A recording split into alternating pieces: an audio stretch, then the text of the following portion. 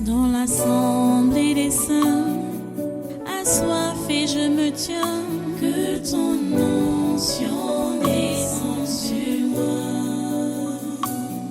Conscient que mon destin est dans le creux de ta main, que ton onction descende sur moi. Je suis disposé, assoiffé, que ton onction descende sur moi. Je suis disposé, assoiffé, que ton onction descende sur moi.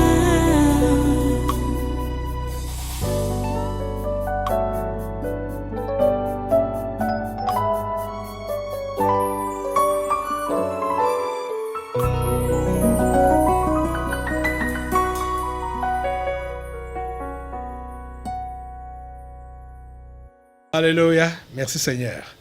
Tu restes debout et nous allons maintenant prendre notre lecture. On va juste introduire avec un verset, parce qu'aujourd'hui, nous allons voir un exemple de quelqu'un dans la Bible à partir de ce qu'on enseigne. J'ai souvent énuméré les différents cas dans la Bible, c'est-à-dire les exemples, les modèles des gens qui savaient pour qui ils travaillaient et pourquoi ils travaillaient. Allons d'abord dans Ephésiens chapitre 4, verset 28 là, juste pour introduire.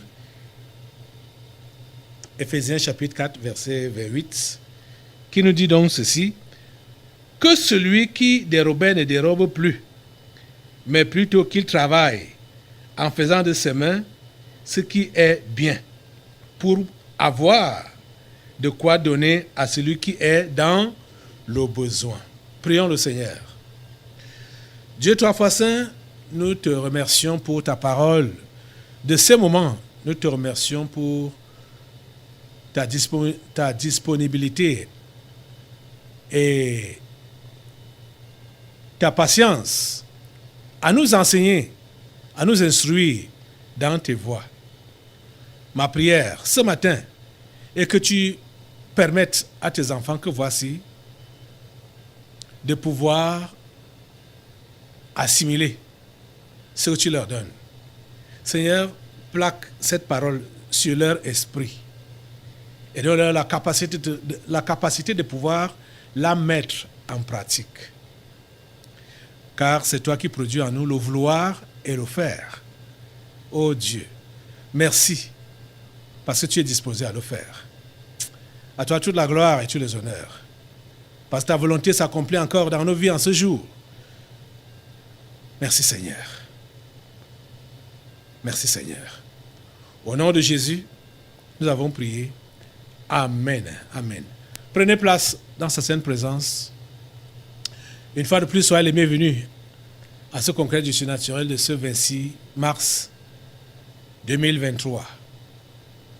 La question ou les questions te sont posées, ces deux questions. Pour qui travailles-tu et pourquoi travailles-tu? Pour qui travailles-tu et pourquoi travailles-tu? J'ai dit, on a passé le temps à décortiquer, du moins à mettre à nu ce que les docteurs PhD du Cameroun ont écrit comme lettre au président de la République pour réclamer leur poste, pour réclamer qu'on les recrute. Ils veulent avoir le matricule, ils veulent être fonctionnaires, que c'est pour cela qu'ils ont fait l'école. La honte pour eux, la honte, véritablement. La honte. Ils ont fait l'école pour qui? Ils veulent travailler pour qui? Ils veulent travailler pourquoi? On a vu qu'ils sont placés sur leur moi. Placés sur leur moi. Vous allez mourir clochard si vous ne prenez pas le pouce, alors que c'est à ça que vous avez été destiné, à pousser, ou bien à créer les champs, ou les fermes, ou à vendre. Vous avez dit que vous étudiez. Vous êtes devenu docteur en mathématiques.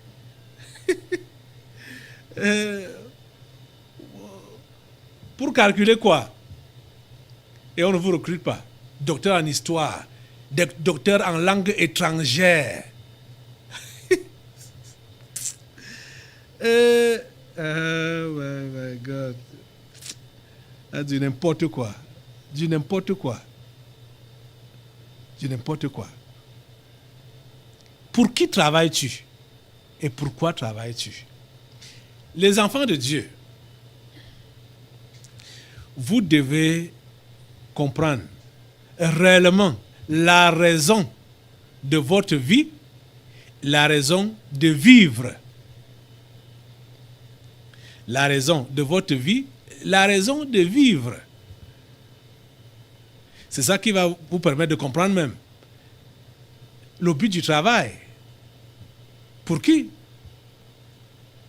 On le voit clairement ici, comme l'apôtre Paul l'exprime aux Éphésiens et à nous, que celui qui dérobait ne dérobe plus.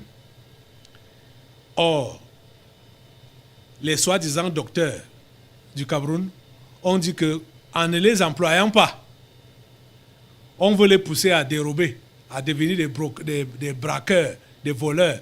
Ils n'ont pas honte de dire des choses. Hein. C'est vraiment la bouillie qui est dans leur tête. Ils n'ont pas honte de dire des choses comme ça. On a dit que celui qui dérobait ne dérobe plus. Hein. Que celui qui volait ne vole plus. Mais eux, ils sont prêts à voler. Et ils menacent le chef de l'État. Hein. Que celui qui dérobait ne dérobe plus, mais plutôt qu'il travaille en faisant de ses mains, qui travaille en faisant de ses mains. Utilisez vos mains, chers docteurs, utilisez vos mains. Travaillez avec vos mains. Travaillez avec vos mains. Mais plutôt qu'il travaille en faisant de ses mains ce qui est bien. Faites de vos mains ce qui est bien pour avoir de quoi donner à celui qui est dans le besoin. Pas pour avoir une retraite paisible. Pas pour réaliser, pas pour dire que j'ai étudié, je suis arrivé, j'ai fini toute l'école, j'ai obtenu le dernier diplôme universitaire. Hein? C'est pas pour cela. C'est pas pour cela que tu dois chercher à travailler. C'est pour pourvoir aux besoins de celui qui est dans le besoin, ou pourvoir aux besoins des autres. Donc c'est pour rencontrer le besoin de l'homme et rencontrer le besoin de Dieu. Ou encore rencontrer le besoin de Dieu et le besoin de Dieu. Parce que l'homme que tu vois là, c'est lui qui représente Dieu. Quand tu rencontres son besoin, tu as rencontré le besoin de Dieu. Tu as compris ça? Alors, aujourd'hui, je vais vous prendre l'exemple d'un homme dans la Bible. Peut-être dans mes interventions passées, j'ai eu à brosser également son nom. Il s'appelle Néhémie. Néhémie. Peut-être j'ai eu à brosser son nom. Mais écoutez, bon, déjà, les choses ne sont pas... vous savez, parfois, dans la Bible, les noms n'étaient pas souvent donnés aux enfants au hasard. On a vu l'exemple tout à l'heure. Quand Adam et Ève ont fait leur premier enfant, qu'est-ce que Ève a dit? J'ai formé un homme avec l'aide de l'Éternel. J'ai formé un homme avec l'aide de l'Éternel. Ce n'était pas donné au hasard. Les noms étaient donc souvent les références de ce que Dieu a fait avec ces gens-là. Et Néhémie, que voici, son nom signifie Dieu console. Dieu console. Néhémie, voilà la signification de Néhémie. Les parents lui ont donné ce nom-là, Dieu console.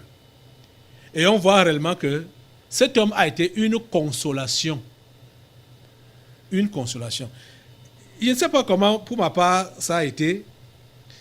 Mes parents étant païens, je vous ai souvent parlé de mon père ici, de ma famille ici, là. Ça n'a jamais été une famille exemplaire. Ils étaient catholiques, bien sûr. Et mon père, catéchiste. Ils sont mariés à l'église. Ma mère a fait ce qu'on appelait à l'époque le siksa. C'est-à-dire, la femme, avant de se marier, va d'abord habiter avec les missionnaires. Et donc, pour apprendre, soi-disant, la vie du couple. Écoutez les bêtises. Elle peut apprendre la vie du couple en partant vivre avec celui qui a dit qu'il ne va jamais se marier. Le prêtre. Dieu seul sait ce que ces gens-là faisaient avec les femmes, les jeunes filles là-bas. Ma mère a fait ça, le siksa, avant donc de se marier. Mais c'était un couple d'ivrognes. Ma mère était devenue ivre parce que son mari était irresponsable. Je veux dire, ma mère est devenue ivrogne parce que son mari était irresponsable. Irresponsable. Irresponsable. Je n'ai jamais vu un couple comme ça là. Ce que je pouvais entendre à la maison, c'était que les querelles, les bavardages, les bagarres. Mais ils m'ont donné un nom que moi-même, ça me dépasse quand je peux entendre le nom là. Atangana, qui signifie le pont. Donc faire traverser les gens. Quand il y a deux ravins, je veux dire quoi? Quand il y a un ravin, pour traverser de l'autre côté, il faut un pont. C'est ça qu'on appelle Itangana en Eton, qu'ils ont francisé en appelant Atangana. Et Ngoa, c'est la pierre. Hey. Vous voyez, un pont en pierre. Ce n'est pas étonnant de voir ce qui se passe maintenant là. Pour faire traverser les gens des ténèbres à la lumière, il a fallu vraiment avoir un pont en pierre. Parce que ce que Dieu fait, moi-même, quand je reste comme ça, il y a parfois, soit quand j'écoute la radio, j'entends ce qui sort de ma bouche, les prières, les messages et tout ça là. Il arrive parfois que moi, en ce temps-là, parce que je ne suis pas en chair, j'ai la chair de poule. Je dis, j'ai pu dire ça, j'ai pu faire ça.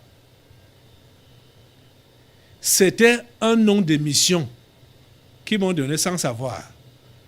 Néhémie a eu, dans ce nom-là aussi, Dieu console. Parce que Dieu devait l'utiliser pour consoler le peuple qui était en difficulté à son époque, à l'époque de Néhémie. Israël a connu la déportation. Israël a connu l'esclavage. Le peuple a connu l'esclavage. On les a déportés pour les amener dans un pays étranger. Et ceux qui étaient restés, les pauvres, on a laissé les pauvres au pays et ils étaient malmenés, maltraités par les gouverneurs étrangers qu'on leur envoyait pour les gérer. Néhémie, lui, il a eu la grâce. Comme il a été déporté, comme la main de Dieu était sur lui, il a eu la grâce de travailler au palais royal de l'empereur qui gouvernait donc le monde à l'époque. Et Israël, Juda étaient devenus juste des provinces où on pouvait donc envoyer juste des gouverneurs pour les gérer. Ce n'était plus un pays à part entière. Vous voyez, cet homme de Néhémie nous montre comment déjà, comme je l'ai toujours enseigné ici, que ton travail, quand tu travailles pour Dieu, ton travail ne peut pas te déconnecter de Dieu.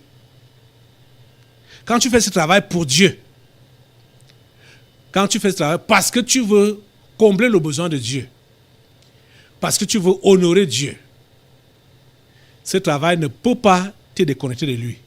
Ce travail ne peut pas te distraire. Ce travail ne peut pas t'empêcher de prier, de lire ta Bible et de faire ta mission, qui est le salut des âmes. Ce travail ne peut pas t'empêcher. Néhémie travaillait avec un roi païen. Et bizarrement, ce que Néhémie était là-bas, bon, ce n'est pas ce que tu ne peux, toi, maintenant, là, en tant que chrétien maintenant, tu ne peux pas faire ce genre de travail que Néhémie faisait. À l'époque, ça passait encore. Ça pouvait passer. Mais Néhémie n'était pas adonné au vent. Mais le travail que Néhémie faisait. Donc, vous savez, comme dans... il était celui qui goûtait le vin du roi. C'est-à-dire qu'il pouvait donc apprécier que ça là c'est un bon vin, ça c'est mauvais, ça. Et aussi, vous savez, on choisit des gens comme ça là, de façon que si on veut empoisonner le roi, quand lui il a goûté, c'est lui qui va mourir. Et le roi sera épargné. Et comme il était donc étranger et esclave, c'est pourquoi on lui a donné ce poste-là. Que ok, il va goûter les vins du roi. Si c'est empoisonné, il meurt. C'est un esclave. Tant pis, il meurt. Et si c'est bon, ok, le roi prend. Donc, il travaillait au palais. Il travaillait au palais, autour, à côté du roi.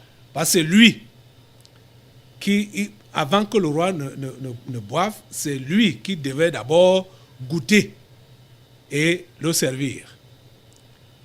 Vous voyez? Esclave. Mais Dieu l'a mis là, à côté du roi, pour un but. Le travail que Néhémie faisait était pour Dieu. Et ce travail était par Dieu. Et pour Dieu. Allons, Néhémie, chapitre 1. Néhémie, chapitre 1.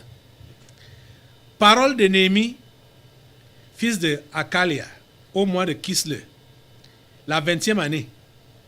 Comme j'étais à Suse, dans la capitale, Anani, l'un de mes frères, et quelques hommes arrivèrent de Juda. Je les questionnais au sujet des Juifs réchappés qui étaient restés de la captivité et au sujet de Jérusalem. Ils me répondirent: ceux qui sont restés de la captivité sont là, dans la province, au comble du malheur et de l'opprobre. Les murailles de Jérusalem sont en ruine et ses portes sont consumées par le feu. Vous voyez, cet homme est allé en captivité. Les autres de ses frères sont restés en Juda, à Jérusalem, malgré le fait que lui, comment on peut dire aujourd'hui, selon le langage de ces mondes, pour lui, il était déjà arrivé. Il ne lui manquait rien. Il ne lui manquait rien. Il avait un poste enviable. Vous allez voir dans la suite que Néhémie n'était pas un petit. Parce que ces gens-là qui travaillaient au palais, autour du roi, c'était des hauts fonctionnaires. Même comme vous allez voir que le travail était comme minable, goûter le vin. Est-ce que c'est empoisonné? Est-ce que c'est bon, machin? Mais ils étaient des hauts fonctionnaires. Ils ne manquaient de rien. Mais regardez, il a donc ce travail-là, mais son cœur n'est pas dans son travail que moi je suis arrivé.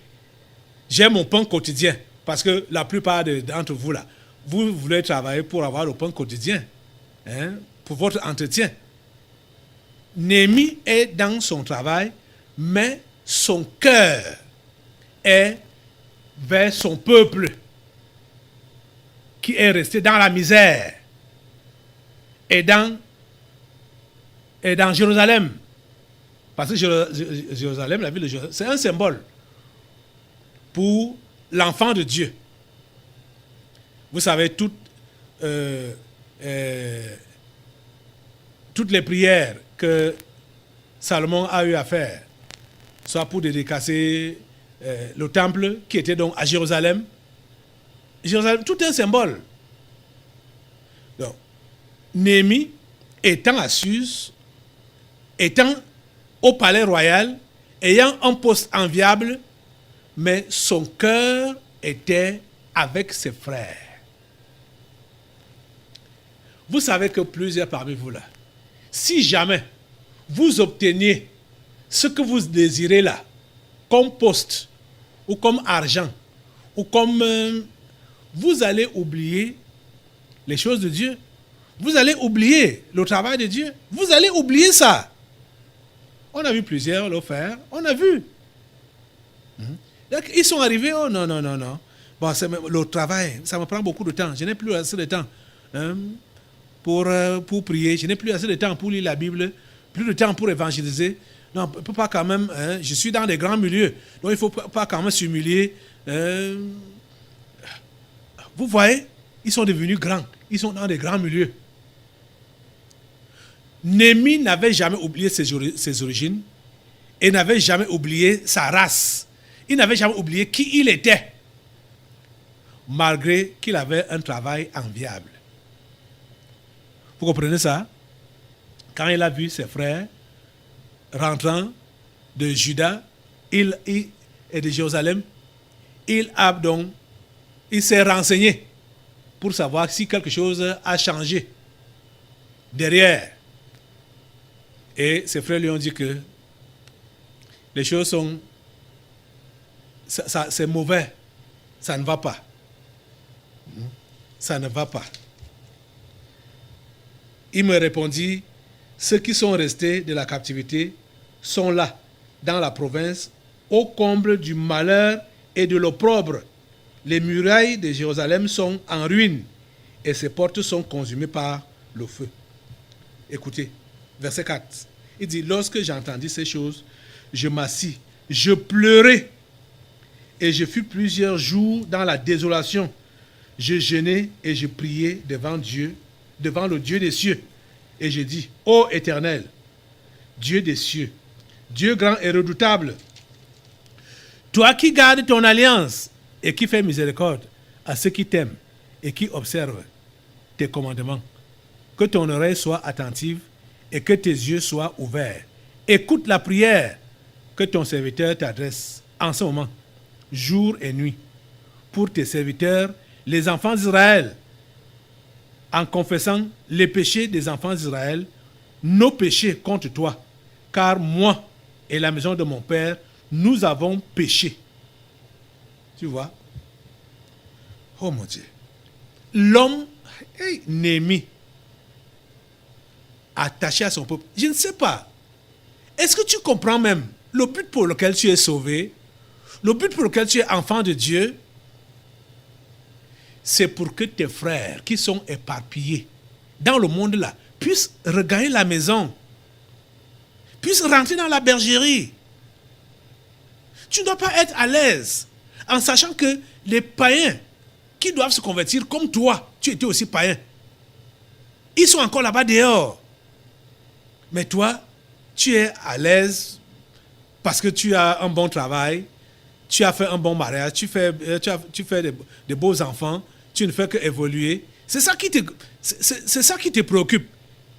Et c'est de ça que tu te contentes. Oh mon Dieu. Es-tu sauvé? Es-tu enfant de Dieu? Comment est-ce que tu regardes la misère du monde, la misère des mondains, des païens? C'est bizarre de voir que plusieurs de ceux-là qui disent qu'ils sont enfants de Dieu, et ils sont là en train d'envier les païens. Ils envient les païens. Ils envient les païens. Quand Néhémie a appris ce qui se passait avec ses frères, il s'est mis à gêner et à pleurer. Il s'est mis à pleurer, à gêner et à prier pour demander la grâce de Dieu, à confesser leurs péchés. Quand tu les vois même dans le vin, dans la débauche et tout ça là, tu les injuries.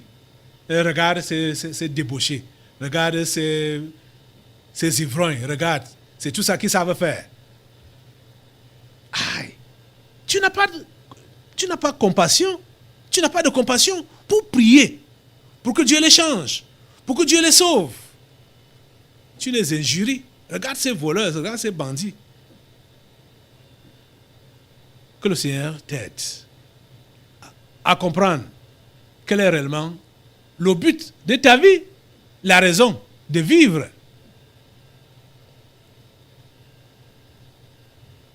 Que le Seigneur t'aide. Ok, allons au chapitre 2. Je vais vous demander de lire tous ces livres. Lisez tout le livre de Néhémie. Comme en ce qui concerne les enseignements ordinaires, c'est pour ce mois-ci, c'est le dernier comme ça là, parce que la semaine-ci, on est même déjà à la fin du mois. La semaine-ci, c'est la semaine du séminaire. À partir de jeudi prochain, on va entrer dans le séminaire. Donc, lisez tout Néhémie. Lisez tout Néhémie. Chapitre 2 maintenant.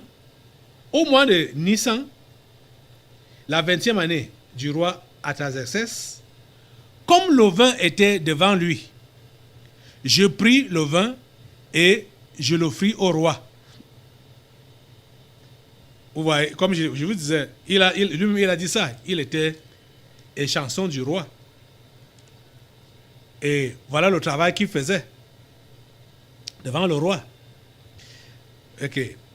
Il dit donc qu'il prit le vin, j'ai pris le vin et je l'offris au roi. Jamais je n'avais paru triste en sa présence. Le roi me dit, pourquoi as-tu mauvais visage?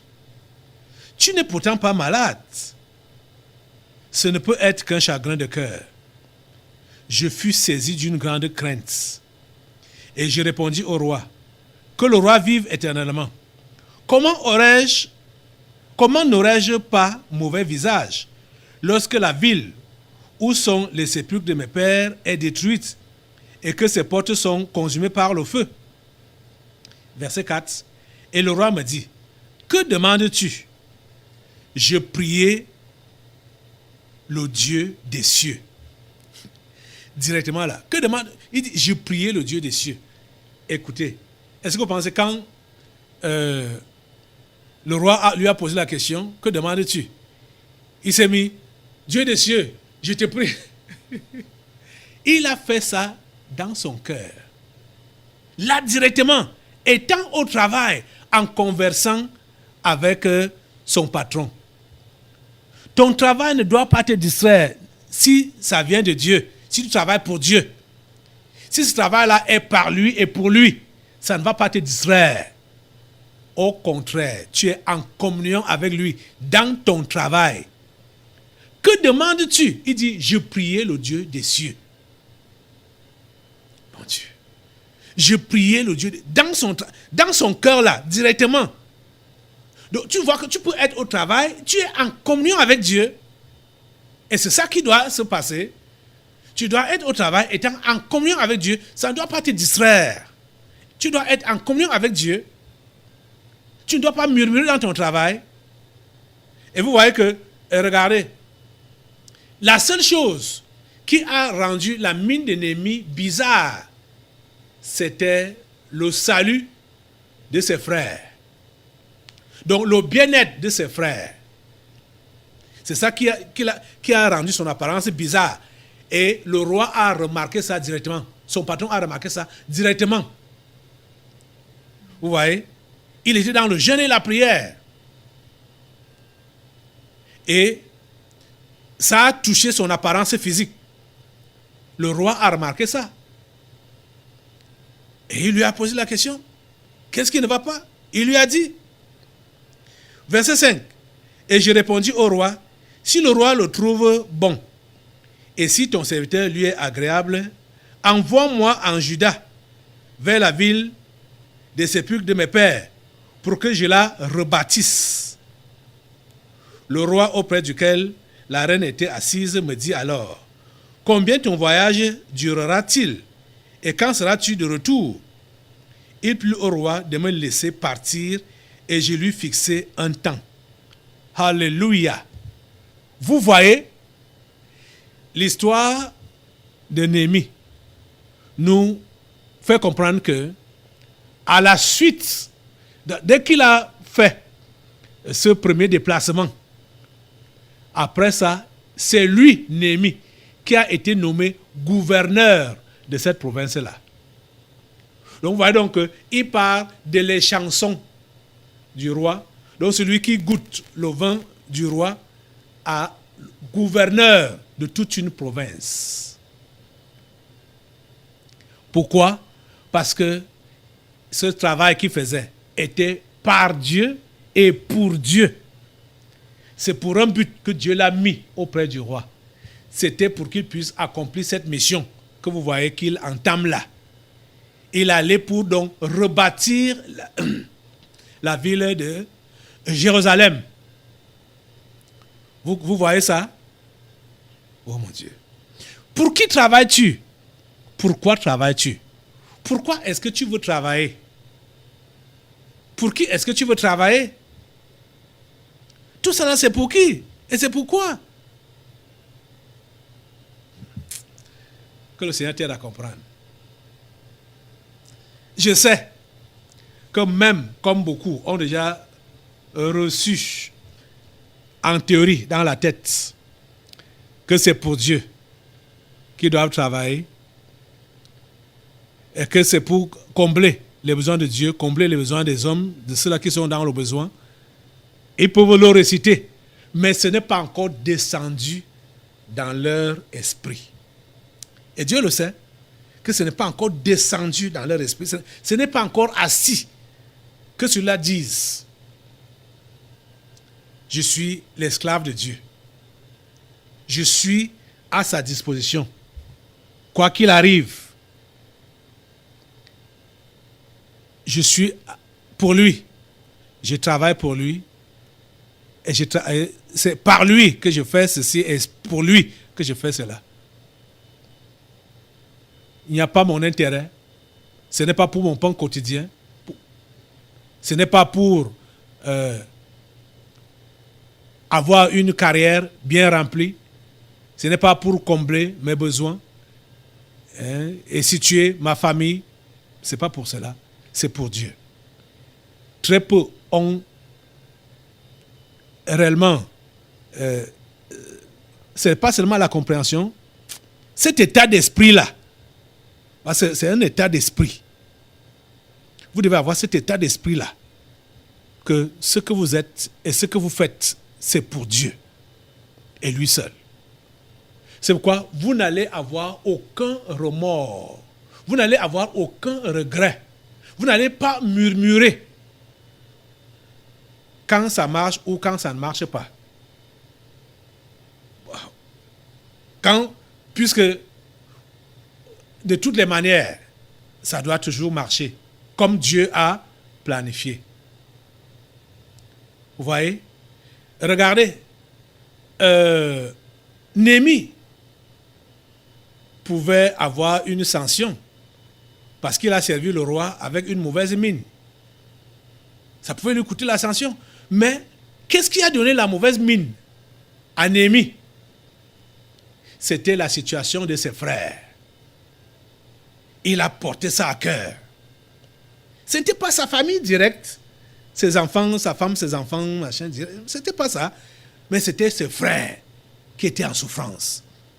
Et la ville, qu'ils étaient appelés à l'époque, la ville sainte, qui était en souffrance. Donc, c'était le travail de Dieu qui le préoccupait. C'est ça qui lui a donné la peine. Et le roi a remarqué cette peine-là. Et ça a attiré l'attention du roi. Jusqu'à ce que le roi lui a demandé, qu'est-ce qu'il fallait faire?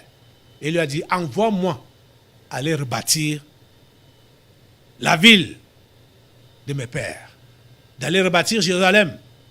Le roi lui a donné la permission d'aller. Il a pris tout ce qui était nécessaire pour être en sécurité. Mais cela n'a pas empêché qu'il puisse rencontrer de l'opposition.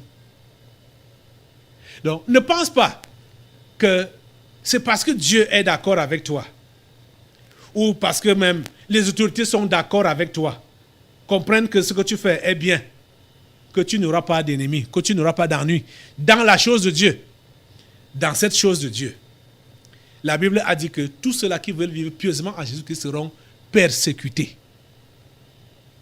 Donc, ceux-là, les faux prophètes, nous ont trompés et vous ont trompés dans le passé que, comme ils sont les amis, ils sont des grands serviteurs de Dieu, c'est pour cela qu'ils sont les amis des rois et des présidents, des hauts dignitaires de la société.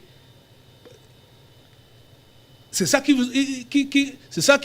vous ont trompé avec dans le passé. Vous voyez?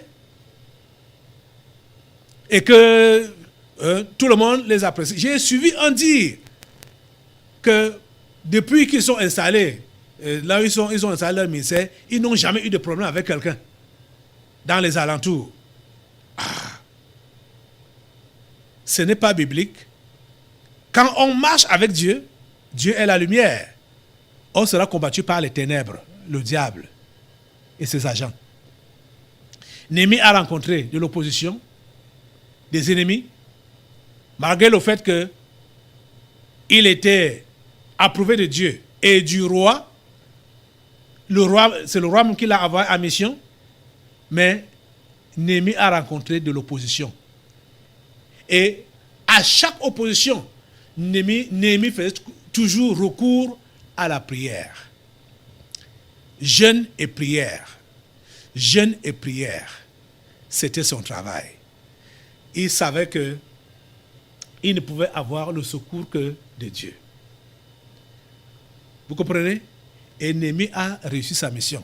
Je vais couper court. Je vais dire que vous allez vous-même lire ce livre de Néhémie. Lisez ça en entier. Mais je vais vous dire que Néhémie s'est mis au travail et Néhémie a réussi à rebâtir les murailles de Jérusalem. Néhémie n'était pas une petite personne, c'était un haut responsable. Et il est devenu gouverneur et il a gouverné la province de Juda là pendant 12 ans. 12 ans. Il raconte qu'il ne prenait pas le salaire du gouverneur. Mais il avait à sa charge 150 personnes qui nourrissaient au quotidien sans percevoir le salaire de gouverneur. Parce qu'il ne voulait pas ajouter les fardeaux sur le peuple qui était déjà misérable. Je vais vous lire là, c'est là qu'on va arrêter aujourd'hui. Néhémie chapitre 5, vous-même vous allez tout lire. Néhémie chapitre 5, on va lire à partir du verset 14. Il dit, dès le jour où le roi m'établit leur gouverneur dans le pays de Juda, depuis la 20e année jusqu'à la 32e année du roi Artaxerxès, pendant 12 ans, ni moi ni mes frères n'avons vécu des revenus du gouverneur. Avant moi, les premiers gouverneurs accablaient le peuple et recevaient de lui du pain et du vin, outre 40 cycles d'argent. Leurs serviteurs même opprimaient le peuple. Je n'ai point agi de la sorte par crainte de Dieu. Vous comprenez ça? Il dit, je n'ai point agi de la sorte par crainte de Dieu. Oh mon Dieu. Pour qui travailles-tu? Pourquoi travailles-tu? Voici quelqu'un qu'on voit par son propre témoignage qu'il travaillait pour Dieu. C'était par crainte de Dieu. Il dit qu'il n'a pas agi comme les autres gouverneurs. Verset 16. Bien plus, j'ai travaillé à la réparation de cette muraille et nous n'avons acheté aucun champ. Et mes serviteurs, tous ensemble, étaient à l'ouvrage. J'avais à ma table 150 hommes. juifs et magistrats, outre ceux qui venaient à nous des nations d'alentour. Donc, c'était plus de 150. Verset 18. On m'a prêté chaque jour un bœuf, 6 moutons choisis et des oiseaux. Et tous les jours, on préparait en abondance tout le vin nécessaire. Malgré cela, je n'ai point réclamé les revenus du gouverneur, parce que les travaux étaient à la charge de ce peuple. Souviens-toi favorablement de moi, ô mon Dieu, à cause de tout ce que j'ai fait pour ce peuple. Toi, tu travailles pour qui? Tu travailles pour quoi? Tu veux travailler pour qui? Et tu veux travailler pour quoi? Tu peux répondre à ces questions-là? Justement, voilà un exemple biblique. Néhémie, vous comprenez son propre témoignage et sa prière à Dieu. Il n'a pas accablé le peuple. Il ne lui a rien manqué. Il avait droit à un salaire. Il n'a pas usé de cela, de ce droit-là. Mais il savait qu'il travaille pour Dieu, en servant le peuple de Dieu. Lève-toi sur tes 2 pieds. Demande à Dieu de transformer ton cœur, d'enlever l'égoïsme de ton cœur, de te donner vraiment un cœur altruiste, un cœur qui est porté pour le secours des autres, à comprendre vraiment que tu dois travailler pour Dieu. Pour qui travailles-tu? Pourquoi travailles-tu? Néhémie est un exemple concret. Il y en a plusieurs dans la Bible. Demande à Dieu d'enlever l'égoïsme de ton cœur. Demande-lui cela. Qu'il enlève l'égoïsme de ton cœur. Tu veux amasser. Faire quoi avec ça? Tu travailles pour qui? Tu travailles pour quoi? Seigneur, donne à ces gens de comprendre. Ce modèle de Néhémie, ce n'est même pas le seul. Vous irez lire tout le livre de Néhémie, vous verrez d'autres exemples. On a les Daniel, on a les Shadrach, Meshach, Abednego. On a beaucoup d'exemples, le Joseph, dans la Bible. Les Moïse. Seigneur, donne à tes enfants d'avoir des cœurs dégagés, libérés de toute cupidité, libérés de tout égoïsme. Merci au Dieu de le faire. Au nom puissant de Jésus, nous avons prié. Amen. Amen. Assois-toi. Nous allons maintenant passer aux délivrances prophétiques. Dans l'assemblée des saints, assoiffé je me tiens, que ton onction descende sur moi. Conscient que mon destin